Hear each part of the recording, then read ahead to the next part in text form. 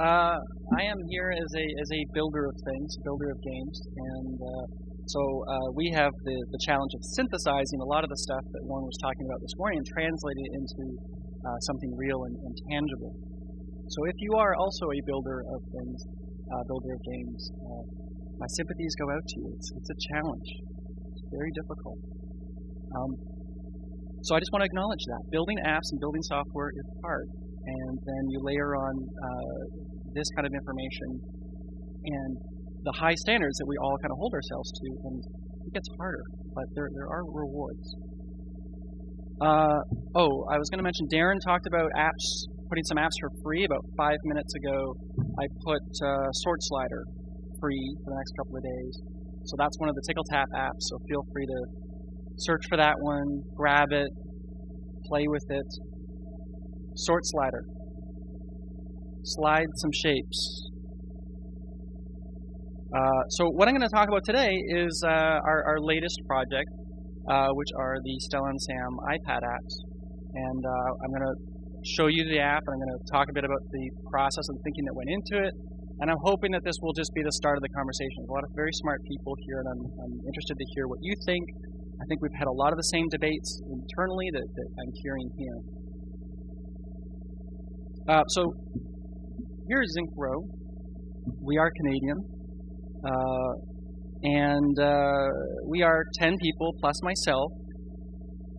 This is just part of the team that worked on Stella and Sam, though. We had a much bigger group of people, animators and so on. We've been developing software for kids for 10 years now, and for iPhone and iPod Touch for about 2 years. I list a couple of our projects here, the Zimmer Twins, Tickle Tap apps, and now Stella and Sam. There's many more, but these are three that we're all particularly proud of. We had a lot of fun building. Back in 2007, we were approached by TV producer John Leach, who's one of the creators of Big Comfy Couch, if you know that. And he was setting out to do an adaptation of this book series called Stella and Sam.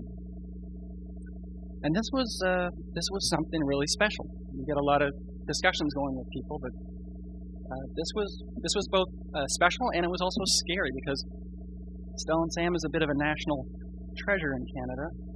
It's a series of 10 books by Marie-Louise Gay, and we were really excited to work on this, but also more than a little bit intimidated. How many people have come across the books here? I'm just curious. Okay, so there's a few people here. If we were in Canada, the hands would be flying up, but we're not. So the stories center around 9-year-old Stella and her little brother Sam, who's 4. The 2 years go by. This is television development. 2 years go by, and the phone rings, and it's John, and he's like, "Guess what? We're making the show." And he did a really great job.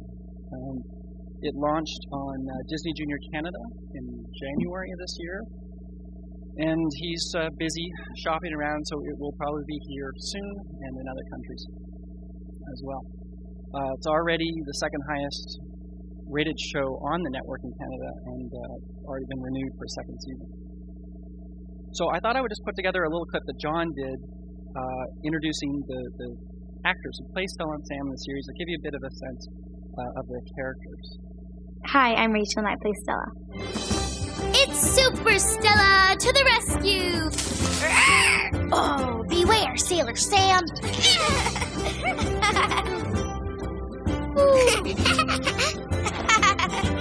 Build you a big castle out of mud. The character of Stella is fun, and she's very creative, and she has a huge imagination. I love her personality, and I also love her storytelling. And Sam is Stella's little brother. They have a great relationship, so whatever game they're playing, they're never fighting. They're just always happy. When Sam asks Stella questions, she's usually going over the top with her answers. Will dragons breathe fire on us? No. Dragons only breathe fire to warm up their toes. I'm Miles. I play Sam. Look, Stella. Stella, arg, a lion, where? Oh! See, Fred, this is how you do it. Here. Sam likes going on adventures. Super Sam! To the rescue! Don't worry, I'll save you. Stella's my big sister. Oh, you can't tell by looking at it.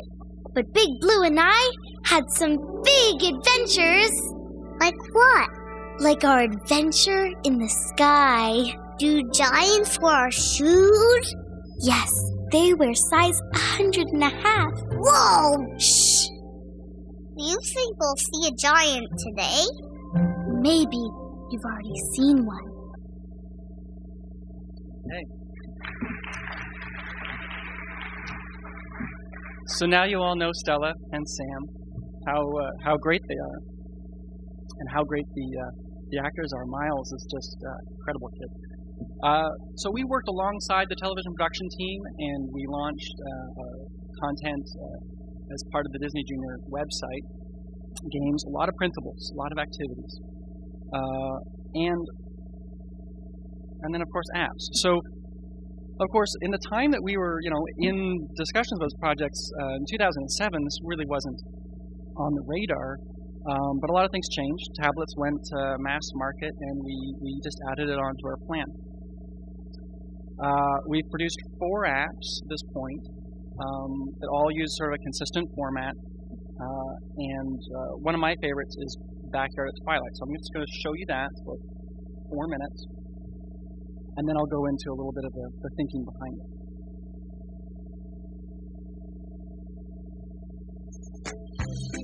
Backyard at Twilight. Let's go! The night giant is coming, Sam. I think I can hear his big footsteps coming over the meadow. I can too. Sam, what's that? A dog. It's the night giant's dog. Ruff, ruff, ruff. It's okay, Fred. He won't take your bone. Hey, what is that? A moth. Unzip the door, Sam, and we'll let it outside. It's already open, Stella. Oh, so that's how it got in here. Some of its friends probably snuck in here too. Let's find Miss Moth and her friends.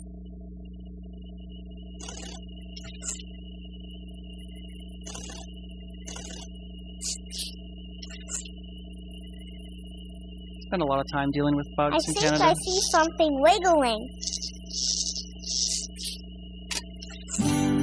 I think they'd rather be outside. Out you go. Can we see if the night giant is outside? All right, let's go see. Night giant? Are you here? Hey, a firefly! I want to catch one.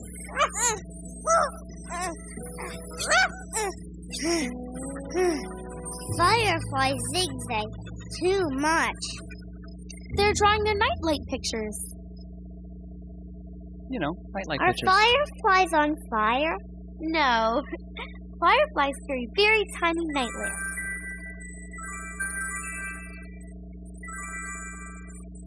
What are they drawing?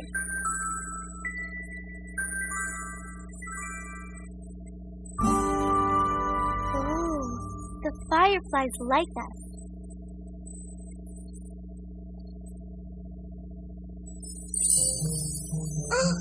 Whoa, look at all the stars. I can see the night giant's kite up there. Where? See that brightest star? That's It's the the top magic of wand. the kite. Those are the corners, and the stars below make the tail. Oh, yeah. Ooh. I see lots of different things when I look up at the stars. What do you see when you look at these stars?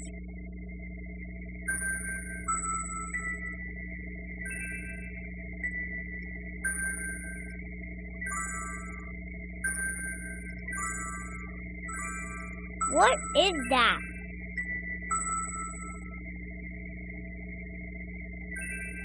Sam just asked you a question.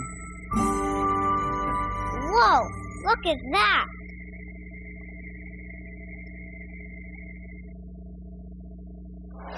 Whoa, did you see that? Yes! The night giant is up there playing fetch the star with his dog. Where is the night giant? There he is. Over there, Sam. See his face in the moon? Yeah, I see him, Stella. Nighty-night, night giant. Is he going to bed? No, we are. Come on, Sam. Good night, night giant.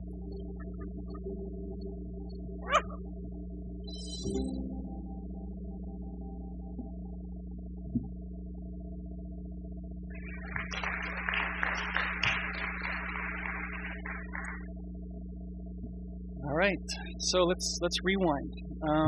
Back a year or two ago, when we were setting out on this challenge,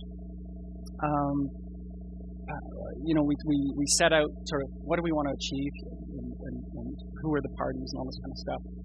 And I sort of pared it down here. A big issue for us was to respect the original, the books, and what Louise Gay was trying to do with them. We also wanted to make sure that we played to the strengths of the property and the things that people adored about the books, that we captured that. We wanted to make sure that the characters in the show were front and center, had a presence. We also had to speak to our broadcast partners' philosophy as a network. And we were also determined to try something new, do something tailor-made, and not cookie-cutter, and not sort of slapping on the characters onto some pre-made thing. So we went looking for magic. And we talked to everybody we could. We talked to a lot of parents, librarians, and asked them what it was about this property that spoke to them. One of the actually great research tools was the comments on Amazon.com, because we could see what parents were saying, in their reviews. So here's some of the qualities that came up over and over again. They talked about the gentle pacing. They talked about the fact that this was a world of childhood and kids, the imaginative play that these kids are constantly involved in. Stella and Sam, there really is no overt educational goals. It's really about imagination. And the beauty came up over and over again. So the beauty of the characters and the design.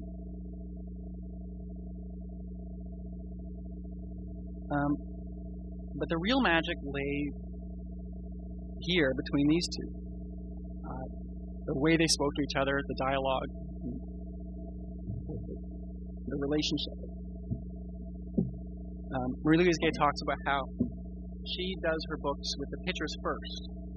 And she draws the pictures, and then the words come along.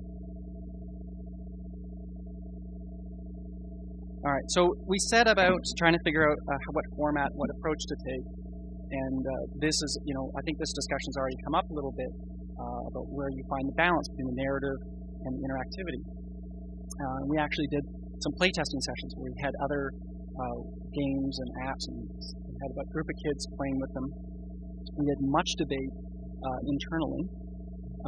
And in the end, what you saw there, you have this format where it's a mixture of animated narrative and little segues into interactive components. And the idea is that the player, the child, is along with Stella and Sam on this little adventure. And then we have these sort of seamless transitions where you're sort of looking through their eyes and playing the game alongside them. And the voiceover helps a lot to carry that and stitch that all together. At the same time, there are clear cues to distinguish between the parts that are the sort of straight-up narrative parts and the interactive parts. This is always a constant debate. If you're going to allow them to sort of tap on anything, then how are you going to make that consistent? How are you going to sort of manage expectations and that sort of thing? So it's just the approach we took.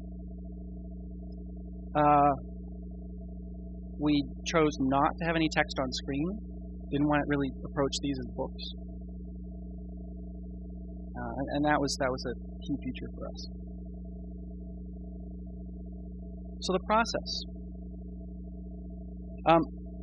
What we were able to do is we actually started with the activities, which from our point of view is fantastic and kind of rare. So what we did is we actually sat down internally. We had sort of pitch sessions where everyone came with one or two ideas for activities.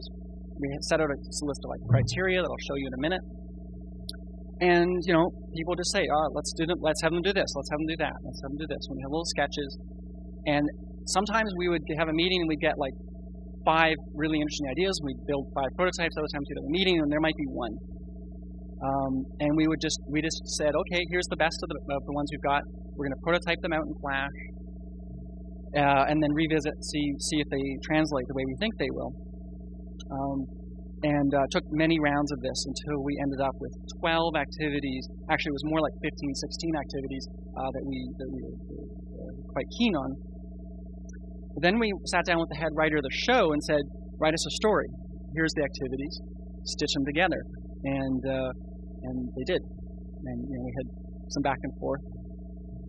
But that was great because I do feel like the gameplay, needs to lead and not just sort of feel tacked on. Once we had the script in hand, we had the prototypes, then the animation team went off and did their thing, and the interactive team went off and did their thing, and we crossed our fingers and hoped that when it all came together, it would fit nicely. And for the most part, it did. In a few places, some tweaks were made. Everything was done in Flash first, which was partly because they are also online, but also was nice because the development process is a little more fluid, a little more easier to be a bit more iterative,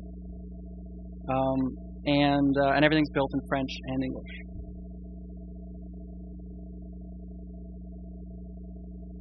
Okay, so when we sat down with the gang and said, okay, let's work on some ideas, we started out with some criteria.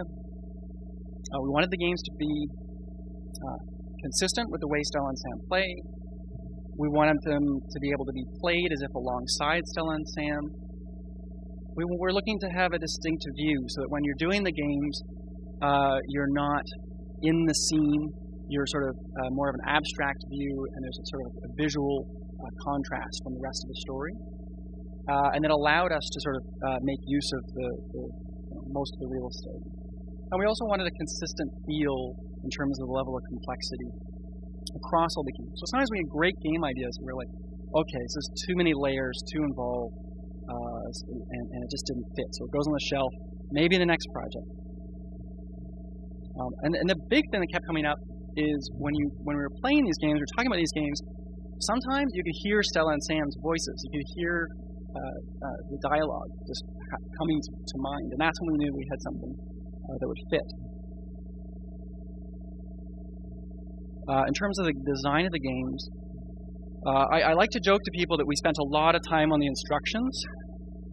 Did you notice how much time and effort was put into those instructions? We did. We put a lot of time into not having any instructions. We felt really passionately that we needed to keep things very direct, very simple, fairly intuitive, and essentially allow the children to figure it out by doing. We wanted to keep the interface really clean, very minimal. You did notice there's that little bookmark button that allows you to move around within the game. That's so that they don't reach for the home button. We hope that they reach for the bookmark button. We're looking for direct manipulation, so there's no buttons or UI elements outside of some of that top-level navigation that they're using. If they want to do something, they're touching it directly. And really nothing in the way of structured feedback. Stella never says, no, that's not the way to do it, or even, yes, that's the way to do it.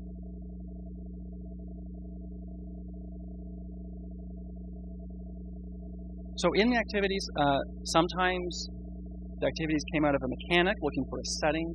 Sometimes they came out of a setting looking for a mechanic. We approached it from all directions. So you'll see, there's a connect the dots mechanic there. But the good news was that we went looking into the scripts, and it didn't take long to find great settings for these games. And one of the interesting things in the books and in the show is that the kids, they actually really never use toys.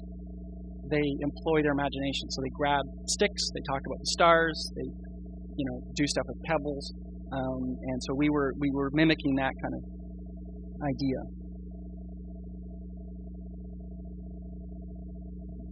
Okay, so I'm going to just go show you a couple of more quick activities from Rainy Days and Rainbows.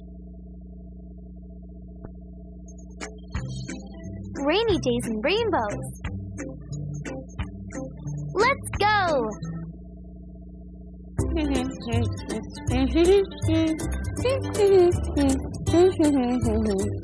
I wonder what you would look like with stripes, Fred. Oh. Yeah, where's that going? What's your favorite color, Fred? Fred actually walks to the Fred paint, says he likes this which then color. leads into this.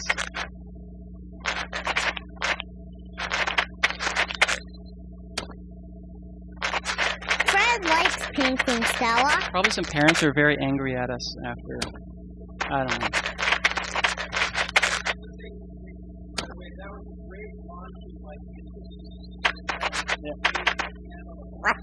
Fred chooses the best colors.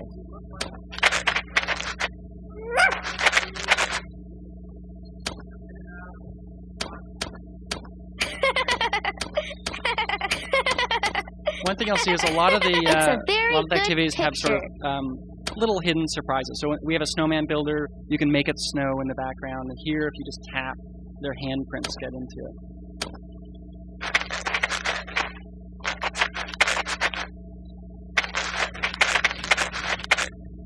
And again, there's dialogue, but it's just sort of a little bit of random dialogue. You'll notice that you can always replay the activities Fred here, likes painting, and we actually Stella. dial the dialogue back even further when they replay the activities.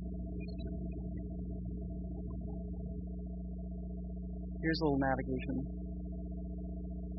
I wonder what else is under the leaves. Maybe some autumn treasures.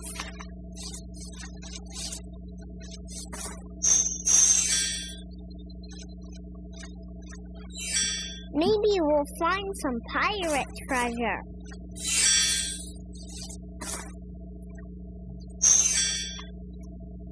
I think I hear a frog.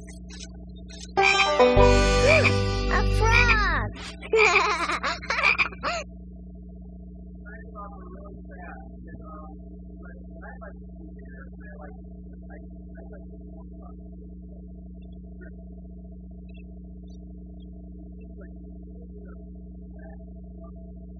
Right, for leaf movement.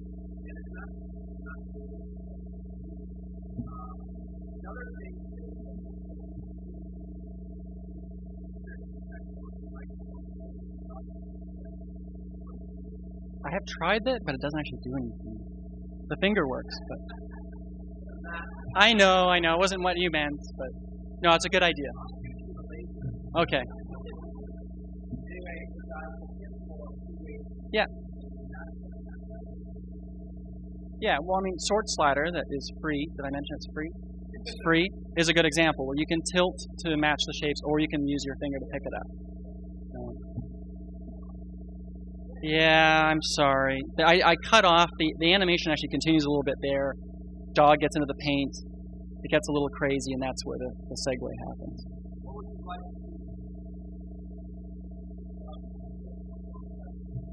On the dog.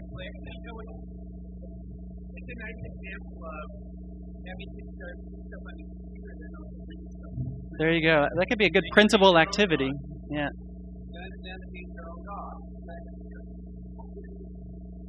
So,